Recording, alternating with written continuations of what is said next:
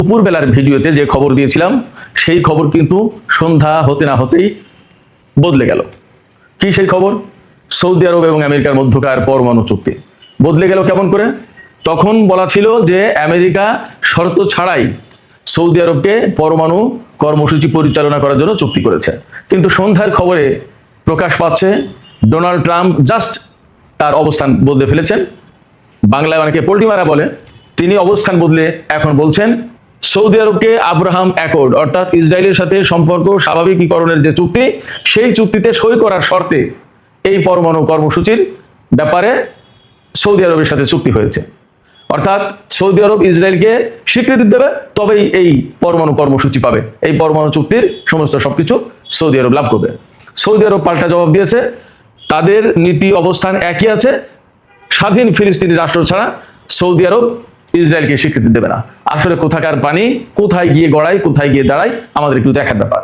এপাশে সামাজিক যোগাযোগ মাধ্যম এক্সে একটা খবর দেখলাম, ইরানের দক্ষিণাঞ্চল থেকে আমেরিকার স্পেশাল ফোর্স ডেল্টা ফোর্সের 50 জন সদস্যকে আটক করেছে ইরান।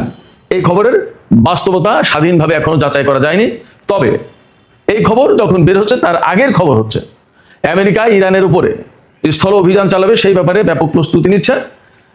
এর অংশ হিসেবে আমেরিকা এবং ব্রিটেনে বিপুল সংখ্যক যুদ্ধ বিমান এবং বোমারু বিমান হাই অ্যালার্ট অর্থাৎ উচ্চ সতর্ক অবস্থায় রাখা হয়েছে। এর সাথে মেডিকেল টিমও রাখা হয়েছে। এদিকে ইরান কি করছে? ইরান যা করছে তা হচ্ছে এই উপকূলীয় অঞ্চলের সাধারণ লোকজনের ভেতরেও গুলি এবং অস্ত্র বিতরণ করেছে। পাশাপাশি ইরানি মিডিয়ায় খবর বের হয়েছে যে হেলিকপ্টার দেখলেই গুলি করবে লোকজনকে আহ্বান জানিয়েছে। আমি গতকাল অথবা পরশুর একটা ভিডিওতে বলেছি যে ইরান উপকূলীয় অঞ্চল জুড়ে 10,000 স্নাইপার মোতায়েন করেছে। শুধু তাই না, সম্ভাব্য স্থল অভিযান মোকাবেলার জন্য ইরান সামরিকভাবে পূর্ণ প্রস্তুতি নিয়ে রেখেছে। আমি কিন্তু গতকাল অথবা পরশুদিনের আরেকটা ভিডিওতে বলেছিলাম ইরান ইরাক এবং কুয়েতের সীমান্তবর্তী অঞ্চলে তার পদাতিক বাহিনী পাঠিয়েছে, ট্যাঙ্ক, সাজোয়াজান এবং স্থলযুদ্ধের জন্য যা যা লাগে এরকম সমস্ত সবকিছু পাঠিয়েছে। এদিকে আমেরিকার প্রেসিডেন্ট ডোনাল্ড ট্রাম্প ইরানের বিদ্যুৎ স্থাপনায় হামলার যে হুমকি দিয়েছে, তার জবাবে ইরান বলেছে, ইরানের গণমাধ্যমে একদম মেইন স্ট্রিমের গণমাধ্যমে খবর এসেছে সংযুক্ত আরব আমিরাত, কাতার এবং সৌদি আরবের 4টা বিদ্যুৎ কেন্দ্রে হামলা চালাবে বলে ইরান একদম পরিষ্কার ঘোষণা করেছে। এই 4টা বিদ্যুৎ কেন্দ্র সংযুক্ত আরব আমিরাত, কাতার এবং সৌদি আরবের 4টি বিমান ঘাঁটির বিদ্যুৎ সাপ্লাই দিয়ে থাকে। তার মানে হচ্ছে আমেরিকা যেভাবে ইরানের উপর হামলা চালাতে যাচ্ছে, ইরান ঠিক সেইভাবেই জবাব দেবে। এ কারণে সম্ভবত পররাষ্ট্রমন্ত্রী সাইদ আব্বাস আরাকচি বলেছেন, চোখের বদলে চোখ, এই নীতি এখন থেকে ইরানি সামরিক বাহিনী অনুসরণ করবে। তো সুপ্রিয় দর্শক, এই সমস্ত সবকিছু মিলে আমরা এখন বিস্তারিত আলোচনা করব। আশা করি শেষ পর্যন্ত সঙ্গে থাকবেন, আর ভিডিও যদি ভালো লাগে তাহলে লাইক, কমেন্ট, শেয়ার করবেন এবং চ্যানেলটি সাবস্ক্রাইব করে সাথেই থাকবেন। সর্বপ্রথম যে আলোচনাটি করতে চাই সেটি হচ্ছে এই সৌদি আরব এবং আমেরিকার মধ্যে কয়েক ঘন্টা আগে, সেটা 10-20 ঘন্টা আগের ব্যাপার, একটা চুক্তি হয়েছে। চুক্তিটা হলো পরমাণু চুক্তি। আমেরিকা সৌদি আরবকে পরমাণু প্রযুক্তি দেবে, সৌদি আরব বেসামরিক উদ্দেশ্যে এই পরমাণু কর্মসূচি পরিচালনা করতে পারবে এবং এই চুক্তির আওতায় সৌদি আরব কোনো শর্ত ছাড়া এই পরমাণু কর্মসূচি পরিচালনা করতে পারবে। শর্ত ছাড়া বলতে প্রধানত 2টা শর্তের একটা সম্ভাবনা বা আশঙ্কা ছিল। সেই 2টো শর্ত ছাড়াই আমেরিকা সৌদি আরবকে নাকি এই পরমাণু চুক্তি করে দিয়েছে। সেই 2টো শর্তের একটা হলো সৌদি আরব ইউরেনিয়াম সমৃদ্ধকরণ করতে পারবে না, কিন্তু সেই শর্ত জুড়ে দেওয়া হয়নি। আরেকটা ছিল, সম্ভাবনা ছিল যে ইসরায়েলকে স্বীকৃতি দিতে হবে, কিন্তু এই চুক্তিতে 2টো শর্তের একটাও নেই। খবরটা এই ছিল প্রাথমিকভাবে। কিন্তু কিছু ঘন্টা অর্থাৎ কয়েক ঘন্টা যেতে না যেতেই মার্কিন প্রেসিডেন্ট ডোনাল্ড ট্রাম্পের পক্ষ থেকে বক্তব্য এসে গেছে। তিনি বলছেন এই চুক্তির প্রধান শর্ত ইসরায়েলকে স্বীকৃতি দিতে হবে, অর্থাৎ আব্রাহাম অ্যাকর্ডে সই করতে হবে। আব্রাহাম অ্যাকর্ডটা কি? আব্রাহাম অ্যাকর্ড হচ্ছে আগের বার যখন ডোনাল্ড ট্রাম্প ক্ষমতায় এসেছিলেন তখন তিনি ইসরায়েলের সাথে মুসলিম দেশগুলোর সম্পর্ক স্বাভাবিকীকরণ, ইসরায়েলকে একটা স্বাধীন সার্বভৌম রাষ্ট্র হিসেবে, বৈধ রাষ্ট্র হিসেবে স্বীকৃতি দেওয়া, তার সাথে সম্পর্ক তৈরি করা, সমস্ত সবকিছু অ্যাজ ইউজুয়াল আর 10টা-5টা রাষ্ট্রের সাথে যেভাবে অন্যান্য রাষ্ট্র করে ইসরায়েলের সাথেও তাই করতে হবে। সেই সময় এই চুক্তিতে সই করেছিল সংযুক্ত আরব আমিরাত, বাহরাইন, সম্ভবত মরক্কো এবং সুদান। ডোনাল্ড ট্রাম্প এই কথা বলছেন যে এই আব্রাহাম অ্যাকর্ডে সই করার শর্তে সৌদি আরবকে পরমাণু প্রযুক্তি এগুলো দেওয়া হচ্ছে এবং তিনি এও দাবি করেছেন যে সৌদি আরব ইউরেনিয়াম রিলিজ করতে পারবে না, সামরিক উদ্দেশ্যে পরিচালিত করতে পারবে না, সেখানে ক্লজ দেওয়া আছে। এই জায়গায় কতগুলো প্রশ্ন আসে। চাপে পড়ে ট্রাম্প এই সমস্ত কথা বলছেন কিনা, তার অবস্থান পরিবর্তন করলেন কিনা, এটা একটা। আর একটা প্রশ্ন আসে, সৌদি আরব এক ধরনের ফাঁদে পড়লো, ঘেরাটোপে পড়লো কিনা।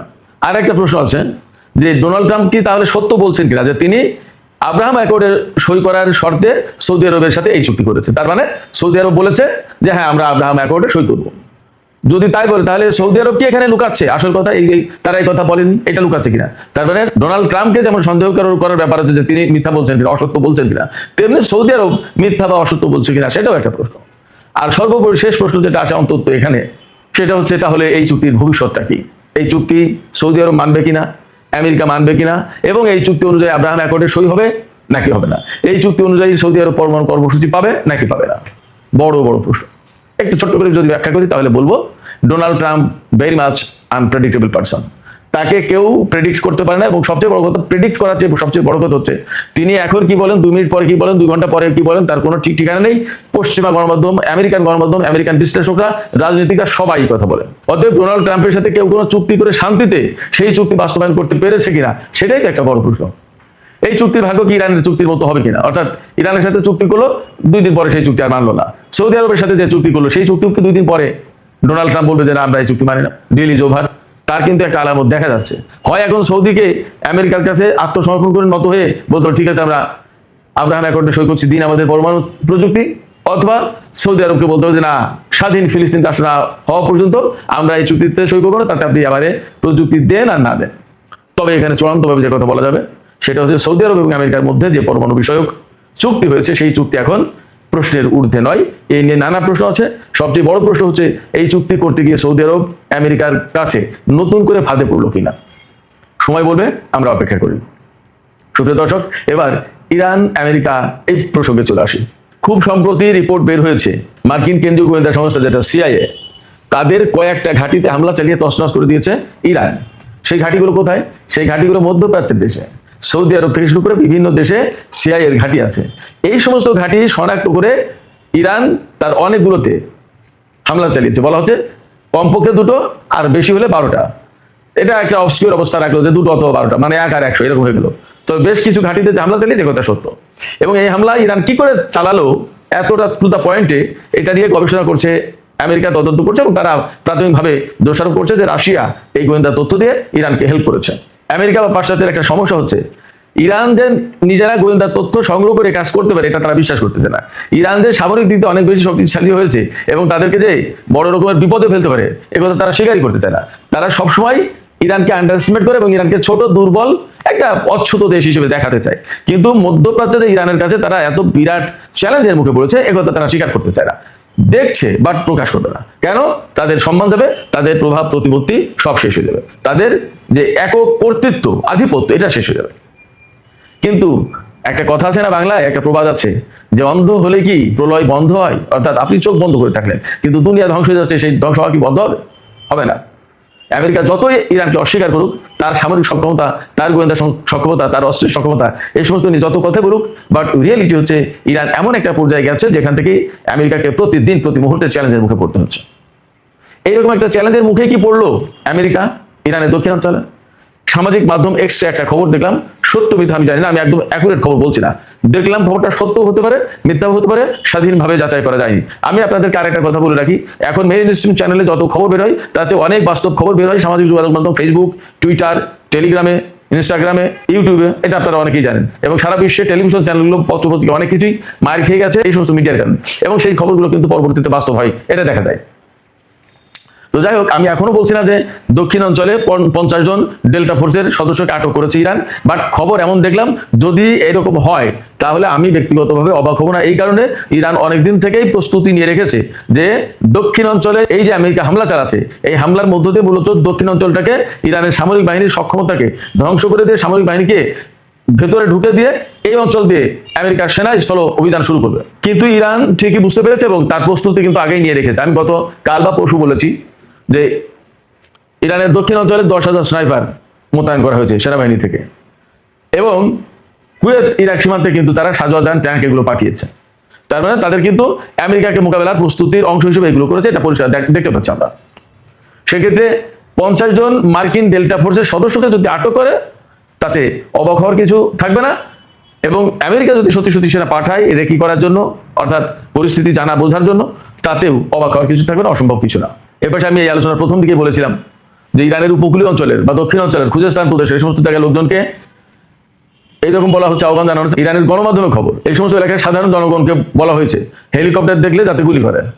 তার মানে ইরান খুবই ধারণা করছে বা আশঙ্কা করছে যে যে কোনো মুহূর্তে আমেরিকা ইরানের ভেতরে স্থল অভিযান চালাবে, এবং সেই কারণে উপকূলীয় অঞ্চল বিশেষ করে হরমুজগান প্রদেশের লোকজনের ভেতরে গুলি এবং ছোটখাটো আগ্নেয়াস্ত্র, পিস্তল, রিভলভার বা শর্ট গান, হ্যান্ড গান এই সমস্ত বিতরণ করা হয়েছে। তার মানে হচ্ছে আমেরিকা যদি স্থল অভিযান চালায় তাহলে তারা মার্কিন সেনারা ইরানের ভেতরে গণপ্রতিরোধের মুখে পড়বে। এই স্থল অভিযানের ব্যাপারে আমেরিকার পক্ষ থেকে কিছু কিছু সিগন্যাল পাওয়া যাচ্ছে। আমেরিকা এবং ব্রিটেনে বহু সংখ্যক যুদ্ধ বিমান এবং বোমারু বিমান প্রস্তুত রাখা হয়েছে। গতকাল তো খবর বেরিয়েছিল যে ইরানের উদ্দেশ্যে আমেরিকার B-1 বোমারু বিমান পাঠানো হয়েছে। তো আমেরিকার এই সমস্ত ফাইটার জেট এবং বোমারু বিমান যে প্রস্তুত রাখা হয়েছে এগুলো কিন্তু সিগন্যাল। তার মানে স্থল অভিযান চলবে এবং বিমান বাহিনী সাপোর্ট দেবে স্থল বাহিনীকে, মার্কিন ডেল্টা ফোর্স বা মেরিন কোর বা আরো যে সমস্ত স্পেশাল ফোর্স আছে তারা অভিযান চালালে তখন হেল্প করবে। এবং এই জন্য মেডিকেলের একটা বিরাট বড় টিম, 150 ডাক্তার নার্সের একটা বড় টিম তারা রেডি করেছে, এমন খবর আছে। এবং আমেরিকা বুলগেরিয়াকে বলেছে যে তোমাদের ঘাঁটি দিতে হবে আমাদের ইরানের উপর হামলা চালানোর জন্য। আপনারা সবাই জানেন মধ্যপ্রাচ্যের ঘাঁটিগুলো থেকে মোটামুটি প্রায় বিদায় হওয়ার কাছাকাছি। গত রাতে খবর দেখলাম, আমি দুপুর ভিডিওতে বলেছি, আলুদের ঘাঁটি থেকে মার্কিন সেনারা চলে গেছে ঘাঁটি খালি করে। আজকে আরেকটা খবর দেখলাম, সম্ভবত প্রিন্স ফয়সাল এয়ারবেজ সেই ঘাঁটিও ছেড়ে গেছে, অথবা মোয়াফাকাল সালতে যে কোনো একটা ঘাঁটি একদম ক্লিয়ারলি কমপ্লিটলি খালি করে ফেলেছে। সেখানে মার্কিন সেনা তাদের বিমান, ড্রোন কোনো কিছুই রাখেনি। তো বুলগেরিয়াকে আমেরিকা তাদের বিমান ঘাঁটি ব্যবহারের সুযোগ দিতে বলেছে এবং বুলগেরিয়া রাজি হয়েছে। বুলগেরিয়া হচ্ছে নেটোভুক্ত একটা পূর্ব ইউরোপের দেশ, এবং পূর্ব ইউরোপের যে সমস্ত দেশ নেটোতে জয়েন করেছে তারা আমেরিকার অনেক বেশি অনুগত। ইরান বুলগেরিয়াকে সতর্ক করেছে যে ঘাঁটি দেওয়ার ব্যাপারে সতর্ক থাকো। ইরানের নীতি হচ্ছে কি, যে যেখান থেকে হামলা হচ্ছে সেই জায়গায় ইরান হামলা চালায়। বুলগেরিয়া থেকে যদি আমেরিকা হামলা চালায় তাহলে বুলগেরিয়ার উপর কিন্তু ইরান হামলা চালাতে পারে। তার মানে তখন নেটো জোটের আর একটা দেশ যুদ্ধের ভেতর জড়িয়ে গেল, তখন হয়তো নেটো জোটের প্রশ্ন আসতে পারে একদম পুরো যুদ্ধে জড়িয়ে যাওয়ার। যদি তাই হয় তখন চীন রাশিয়ার ভূমিকা কি হবে তা কিন্তু একটা বড় প্রশ্ন। তার মানে বিশ্বযুদ্ধ কি আসন্ন সে একটা প্রশ্ন এই প্রেক্ষাপটে দাঁড়িয়ে যাচ্ছে। এরই মধ্যে ইরান 5,500 কিলোমিটার পাল্লার ক্ষেপণাস্ত্রের পরীক্ষা চালিয়েছে। কেন? বুলগেরিয়াকে শুধু উদ্দেশ্য করে নয়, নতুন ব্রিটিশ প্রধানমন্ত্রীর কাছে ব্রিটেনের ঘাঁটি এবং দিয়াগো গার্সিয়া ঘাঁটি যেটা ব্রিটিশ অধীনে, সেই ঘাঁটি ব্যবহারের জন্য চাপ সৃষ্টি করেছে। কেয়ার স্টারমার্ক দেয়নি, এই নতুন প্রধানমন্ত্রী দিয়েও দিতে পারে। যদি দেয় তাহলে দিয়াগো গার্সিয়া ঘাঁটিতে ইরানের হামলার প্রশ্ন আছে, তখন একটু দূরবর্তী পাল্লার ক্ষেপণাস্ত্র প্রয়োজন। সেই জন্য ইরান হয়তো এই 5,500 কিলোমিটার পাল্লার ক্ষেপণাস্ত্রের পরীক্ষা চালিয়েছে। ইরান থেকে বুলগেরিয়ার দূরত্ব 1800 কিলোমিটার থেকে 2000 বা 2300 কিলোমিটারের ভিতরে। আর ব্রিটেন কতটুকু আমি জানি না, সম্ভবত 5,500 কিলোমিটার হতে পারে। আবার দিয়াগো গার্সিয়া ঘাঁটি সম্ভবত 3800 বা 4000 কিলোমিটার। তার মানে 5,500 কিলোমিটার পাল্লার ক্ষেপণাস্ত্র হলে ইরান সব কাভার করতে পারে। যদি এই সমস্ত ঘটনাগুলো ঘটে তাহলে যুদ্ধের বিস্তৃতি মারাত্মকভাবে বেড়ে যাবে। এবং আমি যে বললাম, বুলগেরিয়া যদি যুদ্ধে জড়িয়ে যায়, ইরান যদি বুলগেরিয়ায় হামলা চালায় আর বুলগেরিয়া যদি রিয়াক্ট করে, তাহলে নেটো জোটের কিন্তু তখন যুদ্ধে জড়িয়ে যাওয়ার প্রশ্ন। অবশ্যই আমেরিকাকে প্রথম যুদ্ধে নেটো জোট বা ইউরোপীয় ইউনিয়ন সমর্থন দেয়নি, এখন নতুন করে দেবে কিনা সেটা সময় বলবে, দেখা যাক। এদিকে আমি আরেকটা খবর বলেছিলাম যে মার্কিন প্রেসিডেন্ট ডোনাল্ড ট্রাম্প যে বলেছেন যে হরমুজ প্রণালীতে আর যদি একটা জাহাজে হামলা চালানো হয় তখন আমরা একটা সেতু অথবা একটা বিদ্যুৎ কেন্দ্রে হামলা চালাবো ইরানের। গত রাতে ইরান যে হামলা চালিয়েছে সেটা কিন্তু মার্কিন জাহাজ, মার্কিন তেলবাহী জাহাজে। এর জবাবে কিন্তু ইরানের কোনো বিদ্যুৎ স্থাপনায় হামলা চালিয়েছে তা কিন্তু জানা যায়নি, পাওয়া যায়নি খোঁজ। আমেরিকার যে হুমকি, এই হুমকির জবাবে ইরান কিন্তু বলে রেখেছে আমেরিকা যদি ইরানের বিদ্যুৎ কেন্দ্রে হামলা চালায় তাহলে ইরান মধ্যপ্রাচ্যের অন্তত 4টি বিদ্যুৎ কেন্দ্রে হামলা চালাবে। সেই বিদ্যুৎ কেন্দ্রগুলোর একটি হচ্ছে আল তাওভিলা বিদ্যুৎ কেন্দ্র, এটা দুবাইয়ে সংযুক্ত আরব আমিরাতে অবস্থিত। এই বিদ্যুৎ কেন্দ্র থেকে আল জাফরা বিমান ঘাঁটিতে বিদ্যুৎ সরবরাহ করা হয় আমেরিকার ঘাঁটিতে। আর একটা বিদ্যুৎ কেন্দ্র নাম হচ্ছে দেওয়া, DWA। এই বিদ্যুৎ কেন্দ্র থেকে আমেরিকার মিনহাদ বিমান ঘাঁটি সংযুক্ত আরব আমিরাতে, এই বিমান ঘাঁটিতে বিদ্যুৎ সরবরাহ করা হয়। তার মানে এই বিদ্যুৎ কেন্দ্র টার্গেট করবে ইরান, সংযুক্ত আরব আমিরাতে এই দুটো। কাতারের রাস লাফান বিদ্যুৎ কেন্দ্রে হামলা চালানোর হুমকি দিয়েছে ইরান। এই বিদ্যুৎ কেন্দ্র থেকে আল উদেদ বিমান ঘাঁটিতে বিদ্যুৎ সরবরাহ করা হয়। আর সৌদি আরবের রিয়াদ পাওয়ার প্ল্যান্ট, এই বিদ্যুৎ কেন্দ্রে হামলা চালানোর হুমকি দিয়েছে ইরান। এই বিদ্যুৎ কেন্দ্র থেকে প্রিন্স সুলতান এয়ারবেজ সৌদি আরবে যেটা, মার্কিন এই বিমান ঘাঁটিতে বিদ্যুৎ সরবরাহ করায়। তার মানে মধ্যপ্রাচ্যের খুব গুরুত্বপূর্ণ 4টি বিমান ঘাঁটিতে যে সমস্ত বিদ্যুৎ কেন্দ্র বিদ্যুৎ সরবরাহ করে সেই সমস্ত বিদ্যুৎ কেন্দ্রের উপরে ইরান হামলা চালানোর হুমকি দিয়েছে। তো সামগ্রিক পরিস্থিতিতে যা বোঝা যাচ্ছে, মধ্যপ্রাচ্যে আমেরিকার অবস্থা যথেষ্ট নাজুক। ইরান এখন যে কথা বলছে যে মধ্যপ্রাচ্য থেকে সম্পূর্ণভাবে মার্কিন সেনা চলে না যাওয়া পর্যন্ত এই হামলা বন্ধ হবে না। তার মানে ইরান ধরে নিয়েছে যে যে পরিস্থিতি তৈরি করেছে, আমি গতকালকে একটা ভিডিওতে বলেছিলাম যে মধ্যপ্রাচ্যের সমস্ত দেশ থেকে তাড়িয়ে গুটিয়ে আস্তে আস্তে ইসরায়েলের দিকে নিয়ে যাচ্ছে ইরান। আর মধ্যপ্রাচ্যের অনেকগুলো ঘাঁটি কিন্তু খালি করে ফেলেছে। ব্যাপারটা যদি তাই হয় তাহলে এই সমস্ত ঘাঁটির পরিণতি কি? ইরান সহজে এখানে ফিরতে দেবে না।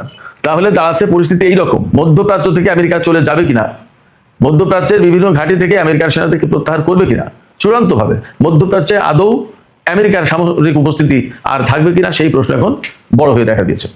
সুপ্রিয় দর্শক, এখনকার আলোচনা এখানে শেষ করতে চাইছি। আপনাদের কাছে আমি এই একই প্রশ্ন রেখে গেলাম যে আপনারা কি মনে করেন যে মধ্যপ্রাচ্য থেকে আসলেই আমেরিকার চলে যাওয়ার কোনো প্রশ্ন সামনে এসে দাঁড়িয়েছে? আপনাদের কি মনে হয়? আপনাদের মতামত ভিডিও কমেন্টে জানাতে পারেন। আর ভিডিও ভালো লাগলে লাইক, কমেন্ট, শেয়ার করবেন এবং চ্যানেলটি সাবস্ক্রাইব করে সাথেই থাকবেন।